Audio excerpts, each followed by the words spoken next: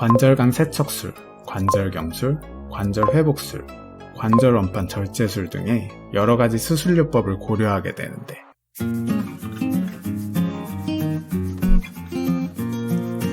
안녕하세요, 덴티장입니다.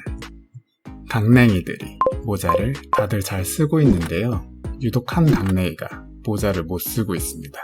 어떤 상황일까요? 바로 디스크가 앞으로 빠졌을 때, 초기에는 입을 벌릴 때 재위치가 잘 되지만 여기서 더 진행이 되면 입을 벌려도 재위치가 되지 않고 개구장애 등이 동반되는 상황입니다. 저번 시간에 디스크가 재위치되는 상황에서 최적 치료를 알아봤으니 오늘은 재위치되지 않는 상황의 최적 치료를 알아볼까요? 디스크가 아예 빠져버리는 경우도 역시 환자분들의 경력 청취를 통해 파악할 수 있는데요. 입을 벌리려고 할 때 턱이 걸려서 좌우로 틀어야 벌어지는 간헐적 과두걸림과 입을 벌릴 때 소리가 나는 증상의 빈도가 점점 증가하다가 어느 순간 뚝 하고 멈추고, 그때부터 소리와 걸리는 증상은 사라지지만 입이 잘 안 벌어지는 겁니다. 이를 의학적 용어로 비정복성 관절원판 전이라고 부르는데요. 비정복성은 재위치가 안 되는 것을, 관절원판은 디스크, 전이는 앞으로 완전히 빠져버렸다는 것을 의미합니다. 본격적으로 비정복성 관절원판 전이의 증상을 살펴봅시다. 입을 벌릴 때 그 양이 제한되는 개구장애가 보통 동반되고요. 수치적으로 보면 보통 2.5에서 3cm 정도 벌어진다고 생각하시면 됩니다. 또한 입을 벌릴 때 디스크가 빠진 쪽으로 틀어져서 벌어지고요. 이것을 편향이라고 부릅니다. 하지만 통증 때문에 이렇게 벌어지는 경우도 있으니 주치의사의 정확한 감별이 필요하고요. 디스크가 빠진 쪽으로는 턱을 옆으로 충분히 움직이는 게 가능하지만 반대편으로는 옆으로 많이 못 움직이는 게 특징입니다. 그럼 비정복성 관절원판 전이의 최적 치료는 어떻게 해야 할까요? 만성적으로 턱 디스크가 빠진 경우에는 일반적으로 전방위치 장치를 쓰는 것은 금기입니다. 그 이유는 디스크가 재위치되지 않은 상태에서 장치를 끼는 것은 오히려 디스크를 더욱 앞으로 밀어 상태를 악화시키길 뿐이기 때문이죠. 하지만 급성의 개구장애를 수조작술이라는 술식을 통해 재위치시켰다면 얘기가 달라집니다. 수조작술이란 급성의 개구장애가 일어났을 때 아래턱을 지그시 눌러주어 턱관절 사이의 공간을 확보해주어 디스크 밑으로 아래턱을 재위치시켜주는 술식인데요. 환자분 스스로도 할 수 있는 방법을 먼저 소개해드리겠습니다. 앞에서 설명드린 증상을 바탕으로 본인의 디스크가 빠진 쪽을 판단하시고요. 기억이 안 나시면 앞으로 돌려서 다시 보시길 바랍니다. 그리고 입을 약간 벌리고 디스크가 빠진 반대측으로 턱을 최대한 이동시킵니다. 그 상태에서 입을 최대한 벌리며 디스크가 재위치되면서 급성의 개구장애가 해소되는 경우가 있습니다. 이 방법이 되지 않는다면 병원으로 달려오셔서 의사가 하는 수조작술을 받으셔야 하는데요.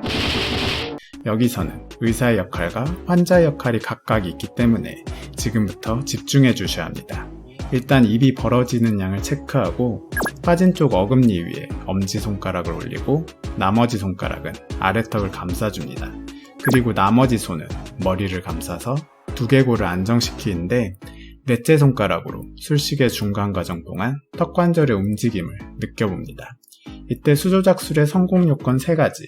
첫째로 외측 돌근 상두를 포함한 주위 근육의 충분한 이완입니다.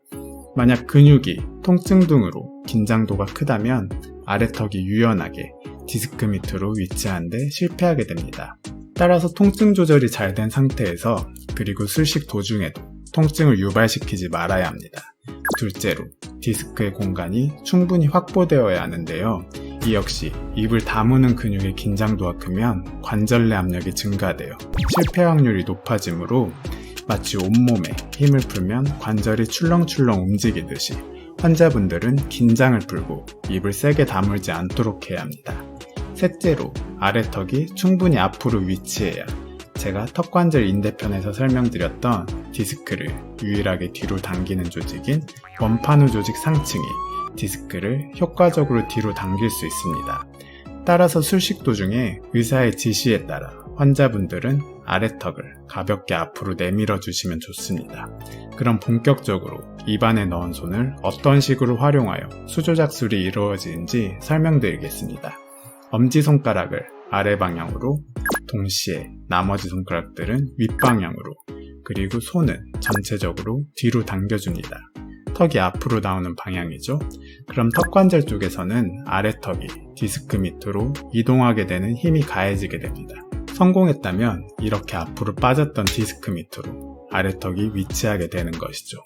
환자분은 수조작술이 이루어지는 도중에 앞에서 설명드린 대로 아래턱을 서서히 앞으로 내밀도록 하고, 술자는 당기면서도 약간 안쪽으로 힘을 주는 것이 좋은데, 보통 디스크는 앞으로 빠졌으면서 동시에 안쪽으로 빠진 경우가 많기 때문입니다.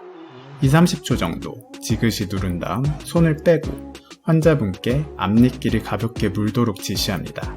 이때 어금니끼리 물면 안 되는데, 어금니끼리 물면 다시 아래턱이 디스크 뒤로 빠져버리기 때문입니다.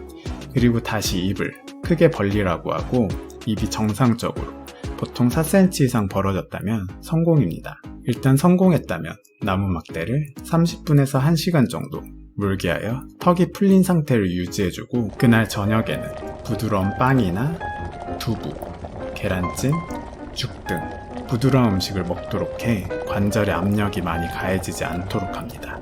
이렇게 수조작술이 성공한 경우에는 바로 전방 위치 장치를 장착해 주어 디스크 밑에 아래턱이 위치한 상태를 유지할 수 있도록 해주고, 만약 수조작술이 실패했다면 교합 안정장치인 스플린트를 치료 옵션으로 고려하게 됩니다.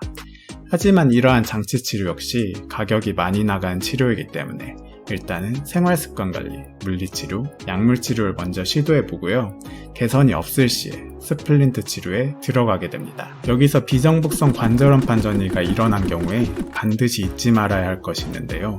바로 환자 교육입니다. 이러한 상태가 왜 발생하게 되었는지를 설명드리고, 치료기간은 1년 정도는 잡아야 한다. 아무리 빨라도 6개월은 걸린다는 겁니다. 디스크가 빠진 뒤쪽에 원판후 조직을 디스크처럼 변형시킬 수 있고, 여러가지 관리법으로 디스크를 서서히 밀고 가 관절의 가동 범위를 늘려나간다. 하지만 초반에 억지로 크게 벌리려고 하면 통증만 유발되고 관절 내 조직 상태가 악화될 수 있다. 즉, 비정북성 관절원판 전이, 개구장의 치료는 인고의 시간이 필요한 법입니다. 만약 턱에 불편감이 거의 없고 개구장에만 있는 상태라면 서랍자 운동이라고 해서 약국에서 나무막대인 서랍자를 구입하여 입에 넣을 수 있는 만큼 넣고 1-2분간 유지해줍니다. 아프지 않은 선에서 다음날 한 개씩 늘려나가 주시고요. 서랍자 운동을 앞뒤로 따뜻한 찜질을 해주는 것도 좋습니다. 그리고 수조작술이 급성 개구장애가 아닌 만성 개구장애에서도 관절의 가동 범위를 천천히 늘려준다는 측면에서 도움이 될 수 있습니다. 물리치료도 관절의 가동 범위를 높여줄 수 있고요. 만약 이렇게 물리치료, 약물치료, 생활습관치료, 장치치료 등 여러가지 치료를 시도해봤는데도 개선이 안 된다면 관절강 세척술, 관절경술, 관절회복술, 관절원판 절제술 등의 여러가지 수술요법을 고려하게 되는데, 이는 시간 관계상 따로 다루어 보도록 하겠습니다. 오늘 영상은 여기까지고요. 도움이 되셨다면 구독과 좋아요 부탁드립니다. 감사합니다.